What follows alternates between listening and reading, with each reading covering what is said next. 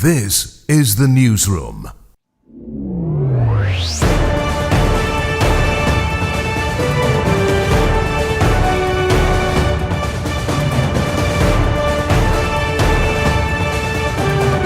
This is the newsroom for Friday, May 23, 2025. We're broadcasting to you on E1, SKAR TV NTN, and TARZEE TV in Bartica. In the headlines, as Venezuela moves to conduct condemned elections over the Essequibo region, Guyana moves ahead with observances for its 59th independence anniversary. Leaders from Parliament to the Presidency are reaffirming national sovereignty through legislative action, public unity calls, and symbolic observances like Flag Days. Guyana will not be bullied, threatened, or intimidated. Grenada to seek guidance from Guyana and other regional countries as it looks for oil. In tonight's feature, Mandala brings inclusive yoga to Guyana for everybody and every belief.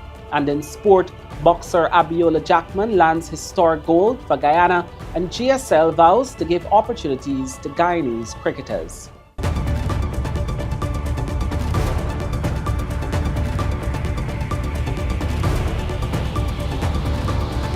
With the news, I'm Kurt Campbell. We're glad you can join us.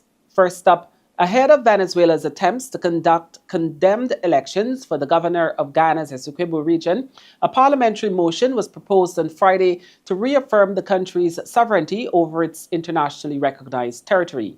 Foreign Affairs Minister Hugh Todd, who moved the motion, emphatically told the House that this motion is a necessary reaffirmation of Guyana's sovereignty.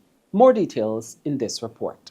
Lawmakers gathered here at the Artichoke Conference Center at Liliendal, Georgetown on Friday to debate a motion reaffirming Guyana's sovereignty in face of widely condemned attempts by Venezuela to hold an election for governor of the Essequibo region.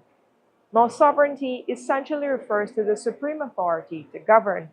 For Guyana, that means the authority to govern all 83,000 square miles of the country, including the Essequibo region. Now, the motion was moved by the Minister of Foreign Affairs, Hugh Todd. As he spoke about the motion, he chronicled the decades of transgressions by Venezuela and juxtaposed those transgressions with Guyana's commitment to international law and diplomatic engagements. For him, Guyana has stood steadfast in its commitment to peace, but said that the country will not be bullied. It is important for Venezuela to understand that Guyana will not be bullied, threatened, or intimidated to surrender any portion of our patrimony. We remain committed to international law and the peaceful resolution of this matter through the international court process. So Venezuela says it's forging ahead with these elections on Sunday, May 25, just one day before Guyana celebrates its 59th independence anniversary. However, it's important to note that this region Venezuela says it's holding the elections for does not exist. The Essequibo region has been internationally recognized as Guyana's for years. So Prime Minister Brigadier Retired Mark Phillips spoke about the elections and called it a sham in his contribution to the debate on Friday. To elect a governor for Guyana Essequibo is unlawful because the state Guyana Essequibo does not exist. There is no such state in Guyana. Venezuela has demonstrated or exercised any political or legal control and jurisdiction over such a state, since it does not exist in Guyana. Opposition leader Aubrey Norton also contributed to the debate on the motion. He said the opposition, like the government, condemns Venezuela's actions. Venezuela is an adversary who we must confront together.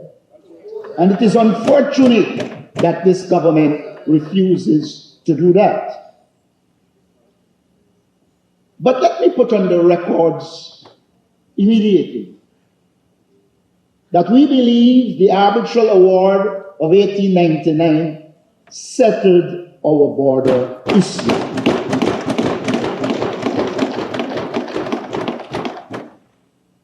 We believe that the so-called elections in the Essequibo should be condemned. Now, while the lawmakers debated the motion in here, it is important to also note that the International Court of Justice, which is also known as the World Court, has already told Venezuela that it should not conduct any elections in the Essequibo region. In fact, in an order issued on May 1st, that's just a few weeks ago, the World Court told Venezuela to refrain from conducting elections or preparing to conduct elections in the Essequibo region. Reporting for the newsroom, Prashani Raghavir. Thank you, Vishani. We tell you now that Vice President Dr. Bartica slammed Venezuela's attempts to hold an election for Guyana's Essequibo region on Sunday, a move he says is being pursued by the Nicolas Maduro administration to deflect from issues in the Spanish-speaking nation. Already, the International Court of Justice has told Venezuela that it shall refrain from conducting elections or preparing to conduct elections in the The Vice President said all Guyanese must remain united in defense of the country's sovereignty and territorial integrity. This is Maduro's way of deflecting from all of his concerns that at home, raised by people at home. And there are many concerns. There's economic decline, there are global sanctions against the country, they rigged the elections massively, he's locking up his opponents in Venezuela, and so he often uses the border issues to deflect attention from those matters. Now, we have made it clear as to what our position is. We have the support of the ICJ, we have the support of the entire international community. The United States ambassador just recently spoke at the Private Sector Commission elections, and she reiterated that support, strong support, for which we're extremely grateful. And we as a nation need to stand together against this fraudulent regime and their fraudulent elections in the Essequibo region, or that they purport to be for the Essequibo region. Still in sovereignty and patriotism, Ghana's Flag Days, which begin on May 24 and culminate on Independence Day, May 26, are a symbolic celebration of national pride, protection and sovereignty, according to Labour Minister Joseph Hamilton. The Ministry of Labour held a brief ceremony on Friday to mark the start of the observance, which is seen as a patriotic movement. Citizens are encouraged to fly the golden arrowhead from their rooftops at rallies and during events to proudly display their love for country. Addressing ministry staff, Minister Hamilton urged Guyanese to speak proudly of the nation's transformation, highlighting improved roadways, expanded home ownership, and growing opportunities for wealth creation. Flag Day should mean not just to me, to every Guyanese, important protecting and ensuring our sovereignty is secured, ensuring that we commit ourselves to the development of this country of ours, and to ensure that we do everything to keep this country safe. This country is our country. Regardless how we might criticize it, as J.S. Martin says, it's the only country we have. And therefore, everything that happens in this country is important to all of us. Every opportunity that this country presents, we should try to grasp it and to ensure that we can participate fulsomely in all the development of this country. As I have said, and I continue to repeat, I have lived through several periods in this country, and I can testify, I'm old enough to testify that all the things we dreamt about, all the things we hoped for, all the things we think should have happened, it is the first time that opportunity presents itself, whereby those things are becoming a reality. We turn our attention to some regional matters. Grenada is hoping to find substantial oil and gas resources like nearby Trinidad and Tobago, Guyana, and Venezuela. And if it does, it will seek guidance from these nations. This is according to the country's Prime Minister, Decon Mitchell, who highlighted that the discovery of these resources will propel the country's economic development and enhance its resilience. We have put together a team to review all of the data and to begin to explore the ecosystem surrounding oil and gas. We are collecting a lot of the 2D data that has been gathered in Grenada, and we are going to talk with, frankly, all of our regional partners who have more experience in this, including Trinidad and Tobago, including Guyana, including Venezuela, but also international partners to see how we can be guided correctly. We don't need to reinvent the wheel since there are other countries that have done it. But from a Grenada perspective, obviously, if we are able to find commercial quantities of oil and gas, that's significant because it is perhaps the one resource potential that if we have commercial exploitable quantities that could significantly transform the economic landscape in Grenada. So I think we owe it to our citizens to do everything we can to actually try and explore and, if found commercially practicable, exploit the resource. I think even if Grenada found oil and gas, and very much the same case with Guyana, that our contribution to what has already happened with the warming of the earth will be almost insignificant. But we also owe it to our people to make sure they don't live in poverty. And to a large extent, a lot of the countries that have already created the climatic crisis, their citizens don't live in poverty. And let's make no mistake, they have no intention of engaging in actions that will trigger their citizens going into poverty. So, for example, in Grenada's case, we've got high electricity costs. There's no way the country can develop with high electricity costs. You'll never have a manufacturing sector. You'll never have an industrialization sector. You'll not even have light manufacturing that's sustainable. Even though your tourism will come under threat because the hotels simply will not be able to afford the electricity bill, and therefore your people will not be able to enjoy a decent standard of living. So, from a small island developing state perspective, I actually think the large countries who've created the global warmings are the ones who should be transitioning to non-fossil fuel energy, and frankly giving us an opportunity to ramp up if necessary. Addressing development in Guyana's hinterland, Minister of Public Works Juan Edgel, speaking at this year's National Tush House Council NTC conference, provided an update on the government's ongoing investments in developments in hinterland airstrips across Guyana. Over the past 4 years, Edgel said a total of $4.8 billion has been invested in the construction and maintenance of these critical air transport infrastructures.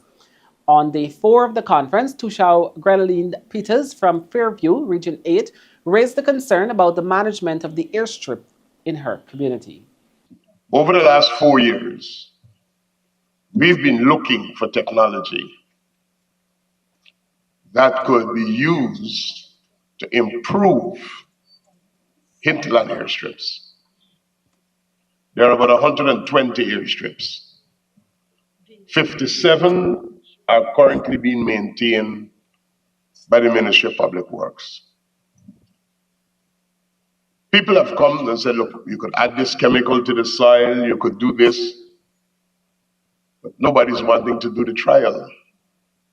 So we still have the challenge of flying in cement on a plane to cast the airstrip. And flying in cement on a plane is 32 sacks maximum on a caravan. Like for Ikiruku Bottom, which I said to you, we will finish before this year is ended. We need 7,000 200 plus sacks of cement. And just do the math.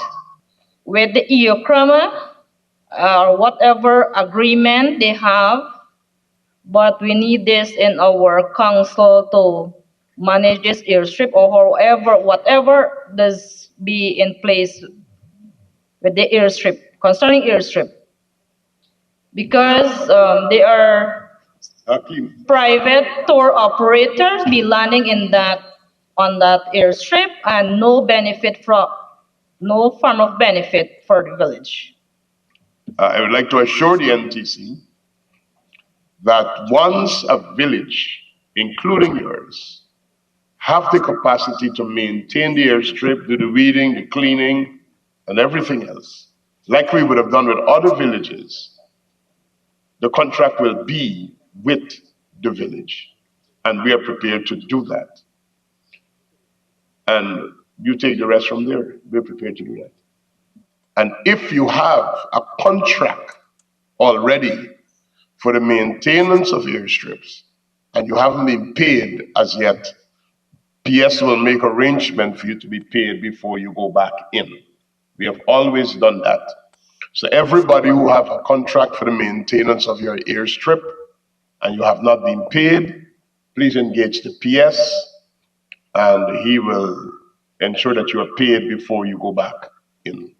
Still to come, Caribbean journalists urge to combat synthetic facts, reclaim reality in the age of AI, and government to outline vision for the future as Guyana celebrates its 59th independence anniversary.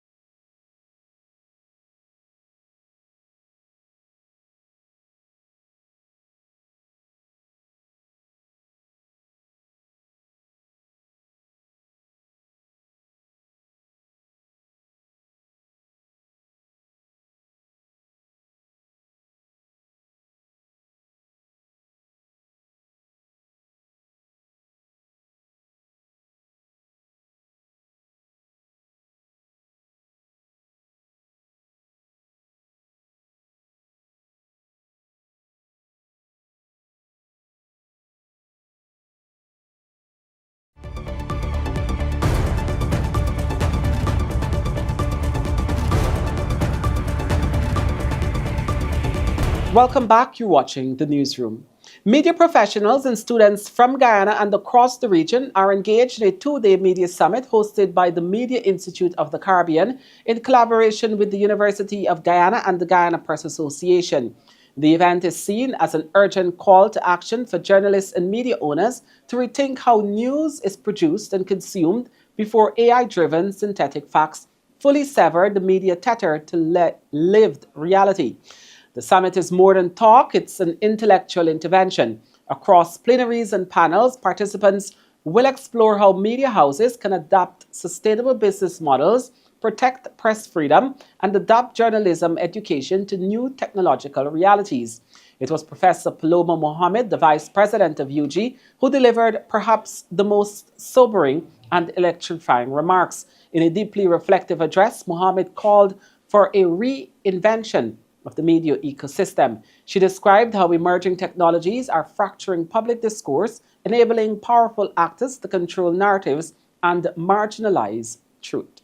Traditional news outlets must leverage their unique strengths or change radically to survive and stay relevant. A key differentiation could still be the triangle of trust and credibility that bona fide news should bring. However, I see this as increasingly tenuous in the face of fake news, synthetic facts, disconnection from lived reality in favor of virtual reality, and the concentration of globally powerful and pervasive channels in the hands of a powerful few. The work that you do matters. The way you do it matters even more.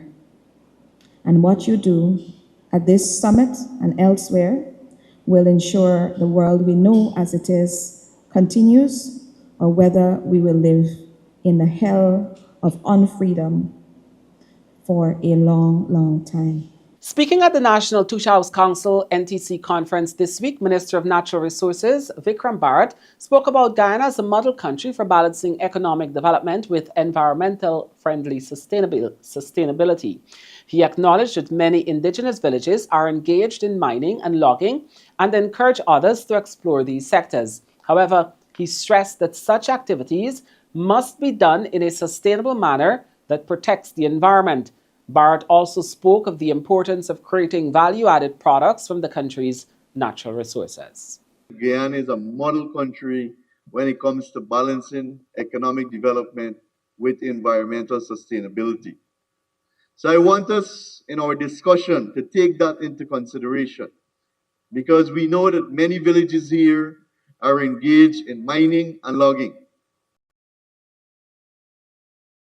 Economic activity.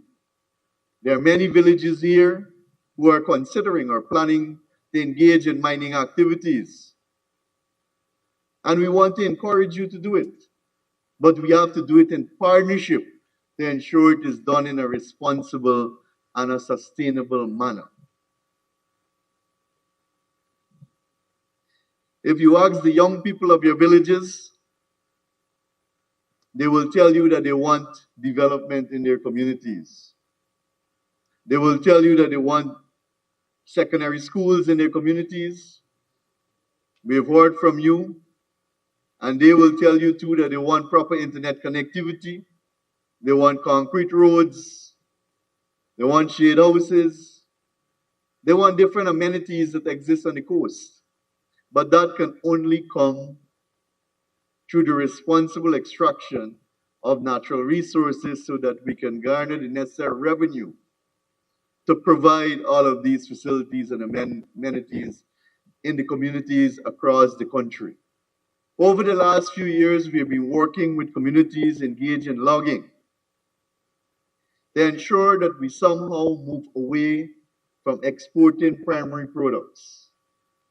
And since we have known our country, that has been one of the setbacks of Guyana. Because when people ask you, why is it that Guyana is so poor or still in a poor state when we have so many natural resources? And one of the answers to that is because we have always exported our primary products. And we have never really moved towards value-added or downstream processing, where the real incentive and the real revenue lies. And I'll tell you, we export our logs and we buy back school furniture. For many hinterland communities, we buy furniture for those schools when we could be producing those furniture ourselves. Guyana will celebrate its 59th independence anniversary on Monday, and Vice President Dr. Bartica said that outlining the government's vision for the country's development will be a key part of the celebrations. President Dr. Irfan Ali will give the customary independence address in Albion Region 6, East Berbice Quarantine. Bartica said this is part of the government's commitment to take the national celebration to a different region each year. You're going to hear about our vision to support a massive economic expansion in the future. But not just economic expansion, broad-based economic expansion that will then yield the benefits that would allow us to support the development needs of our people. You're going to hear about our plans for the near term about creating a world-class education and healthcare for the people of this country, for our children, but also for the adults. You will hear about our plans for the creation of a program that would ultimately result in every Guyanese who is of a certain age owning a home of their own. You're going to hear about our plans for the expansion of benefits and welfare to the children of the country, to the elderly and disabled. Not just in the president's speech, but in a lot of the other speeches that you will hear from ministers as they go around the country. In a time when self-care and wellness are more important than ever, Mandala is offering a refreshing approach to yoga, one that is inclusive of individuals on the autism spectrum, those with physical disabilities, and anyone seeking mental, emotional, and spiritual balance, regardless of religion or ability. At the heart of this movement is Melissa Sunaram, a New York-based Guyanese yoga instructor who recently returned home to share her expertise. Melissa, a certified Hatha yoga instructor with additional training in adaptive and children's yoga, is on a mission to change how Guyanese perceive and access yoga. Hi, I'm Melissa Sunaram. I'm a yoga instructor, and I chose to do yoga because it's something I'm very passionate about. Yoga is a complete overhaul of your body, mind, and soul. So it's the one steady and one constant that I found in my life to be true. From my personal experience, I saw what yoga can do for me and what yoga did for me. So the whole reason I started it was due to personal injuries. And I did the whole 9 yards, as they would recommend, physical therapy, rehab, everything else. And it did work. I am not, saying that it didn't, but I was not able to achieve my full range of motion that I had prior to those injuries. Going to yoga availed me those. So I have full mobility of all of my body parts, all the functioning body parts at least. First of all, I'm a proud Guyanese. This is my home.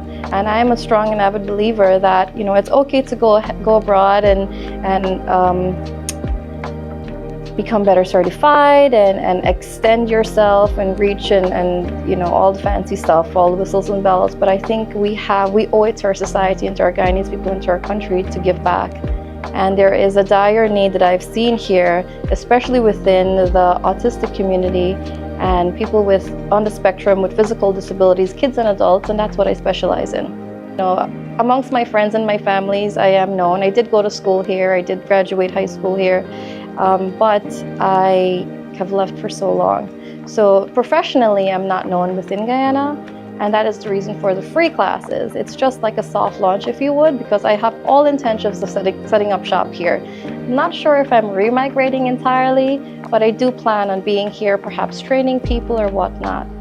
I am conducting 2 workshops. One is this Saturday, and there's another one the following Saturday, the 31st. And those are paid workshops. It's 2 hour long. So it really delves into the first workshop this Saturday is about shoulders, and releasing the tension in the upper body, exactly, in your neck and your shoulders. And let's be honest and realistic. A lot of people who are at desk jobs, and even if you're not in desk jobs, a lot of people just generally hold the tension there. And you're really not aware of it until it's really pointed out to you. And then you're like, oh my goodness, I feel so much better. So there's that one. And then there's another one. It's a restorative workshop. And that it's different from what you would think yoga is, because it's not poses. Well, I can't say it's not poses. It is poses, but it's supported poses. So it's really delivered to you a lot differently. And the reason it's 2 hours long and it's a workshop, it's in the hopes that we will have Q&A, obviously. We will have a time where you can take your notes. We will have breaks, obviously, a short period to have a light snack or something like that.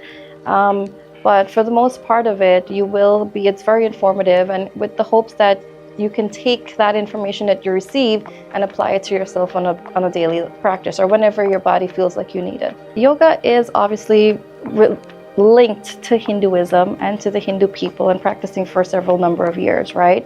But there's the ashram that I come from, that I said Yoga Shakti, which is based in New York, it is in a Durga temple that we practice. However, we have everyone of every creed, race, and culture that attends that ashram. We do have a prayer for world peace that we say at the beginning of our sessions. We do chant Om, as they would in the Hindu temples. And we do have a prayer for world peace. It's non-denominational, but at the same time, it's optional. You don't have to participate if you don't want to. When the newsroom returns, financial, weather, and bridge reports, along with sport news. Stay with us.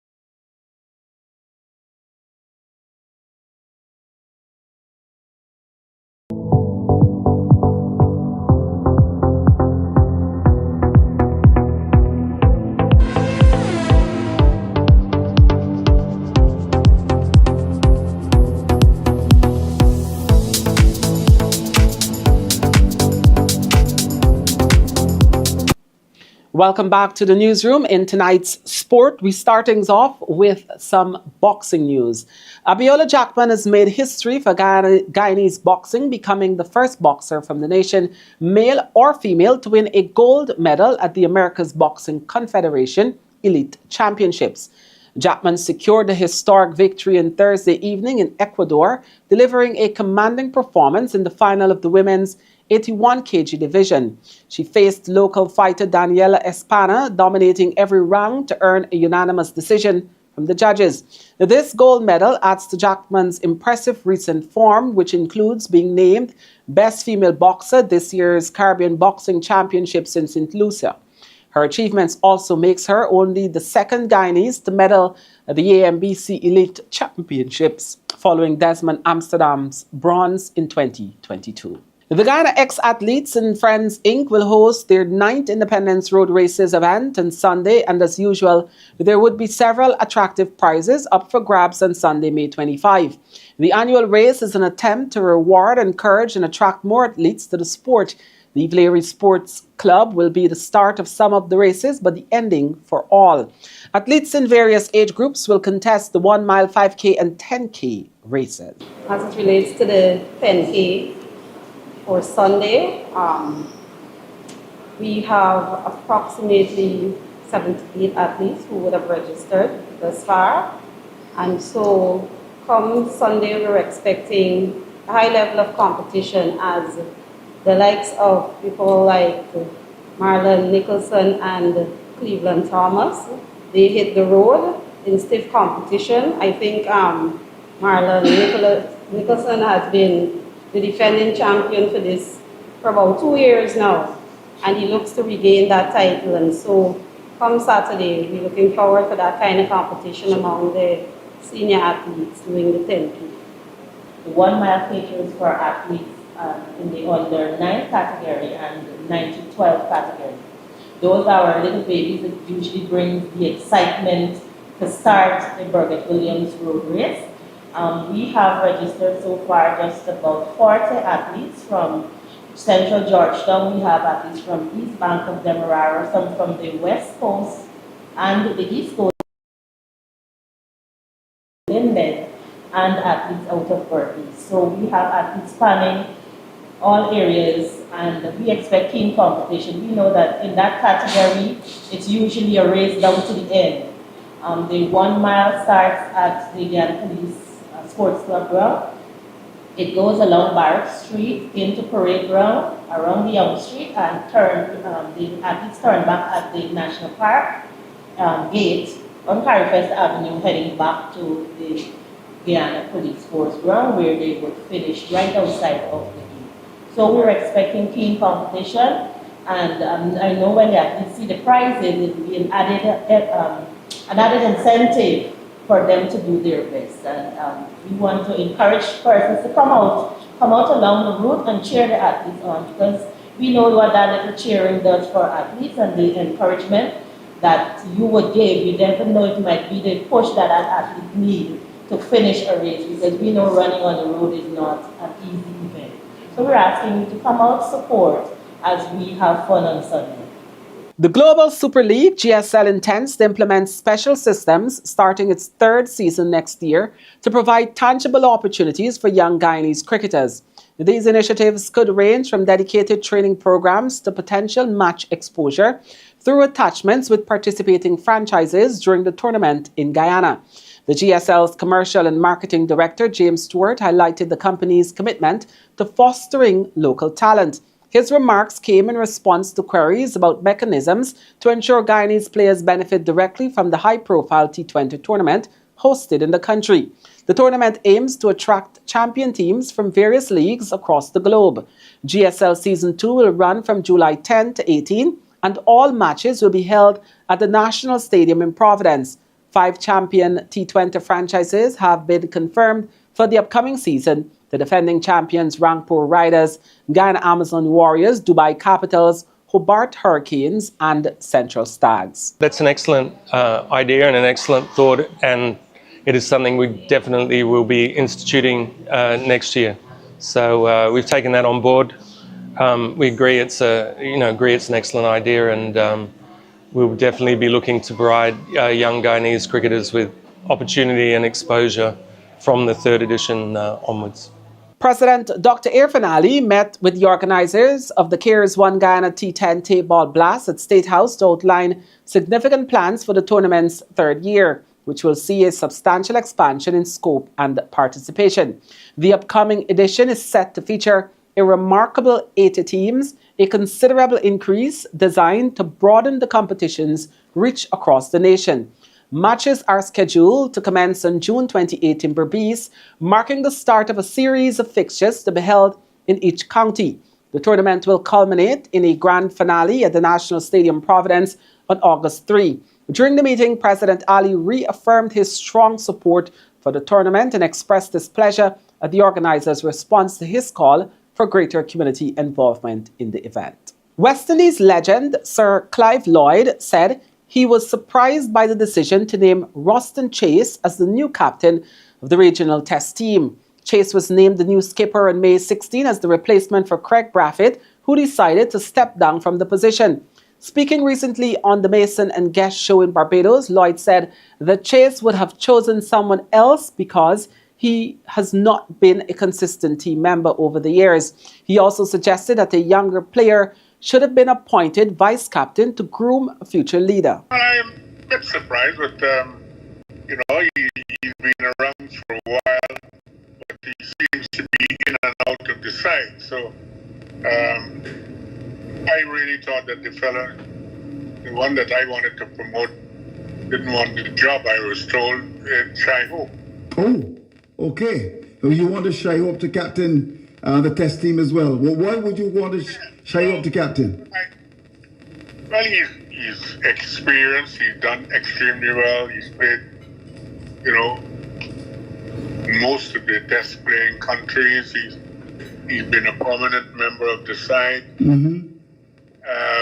Test matches and one days. So I thought that he, with him and a sort of younger person, to take up the mantle when he leaves. So you'd have had somebody being trained then. Right, I see. So you said you were surprised that Roston Chase got the job. Could you elaborate on that? Why were you surprised? Well, the point is that he's in and out of the side. I thought that probably the captain should be a permanent member. Right. Of the side. He's got to play. He's got to perform by example of such. He's got to do well. If he's a bowler or he's a batsman, and this guy is an all-rounder, but he hasn't been a permanent member of the side, so it just seemed a bit odd. But I can understand that he's a good cricketer. He's had some good grounding. I think he had a spell in England when he was much younger. And he seemed to be, seemed a nice fit early on, but all of a sudden now he's in and out. So it was just strange in that respect. I see. And the vice captain, Jamal Walker? Well, yes, I thought probably they would have a vice captain that was younger, who would be able to be trained into that position, so that when the captain leaves, you have somebody to fill that breach. But it's quite obvious that they have different thinking. West Indies marched to a mammoth total of 352 for 8 in the back of Casey Carty's second ODI century and Matthew Ford's record equaling 50 as they looked to level the 3-match series against Ireland. Still, the second ODI was washed out as rain didn't allow Ireland's chase to begin. Carty, who anchored the batting with a superb 102. He was ably supported by Captain Shai Hope, who contributed a solid 49, and Justin Greaves, who added 44. However, the most explosive performance came from Matthew Ford, whose washbuckling 58 off 19 balls provided a late surge that propelled the West Indies to their imposing total. He now shares this remarkable record with retired South African great A.B. de Villiers, who achieved the feat of just off 16 balls against the West Indies in 2015. Despite the West Indies' dominant batting performance, persistent rain prevented the match from proceeding to a second innings, resulting in a frustrating no result for both teams. The final ODI is on Sunday from 5:45 hours. And with that, we've come to the end of this newscast. On behalf of the news and technical teams, I'm Kurt Campbell saying thank you.